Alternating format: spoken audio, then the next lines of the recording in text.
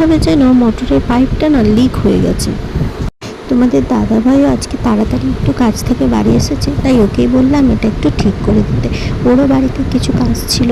তোমাদের দাদাভাই একটা কাজের অর্ডার পেয়েছিল, তার জন্যই এই গ্রানাইট পাথরটা অর্ডার দেওয়া হয়েছিল, তো ওটাই বাড়িতে এসেছে। তোমাকে বোরেরও কাজ সারতে কাজ গোছাতে সন্ধ্যা হয়ে গেছিলো, তাই ভাবলাম তুমি যখন স্নান করেছো তাহলে আজকে সন্ধ্যাটা তুমিই দিয়ে দাও।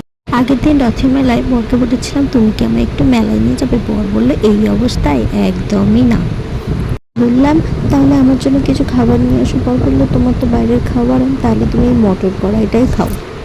ওটাই খাচ্ছিলাম আর হাসছিলাম। তারপর দেখলাম যে না, বর আমার জন্য নিয়ে এসছে শনপাপড়ি, তো ওটাই নিলাম। বাবা মা সবাইকে দিলাম, আমরাও নিলাম, আর ওটাই আমরা দুজনে বেশ মজা করে খাচ্ছিলাম। হ্যাঁ, মেলাতে যেতে পারিনি, ঘুরতে পারিনি, কিছু কিনতে পারিনি, তো এই ছোটো ছোটো মুহূর্তগুলো, খুশিগুলো তো হাজারো টাকা দিয়েও কিনতে পাওয়া যায় না। তাই আজকের দিনটা আমরা এইভাবেই হাসি মজা ঠাট্টা দিয়ে কাটিয়ে নিলাম।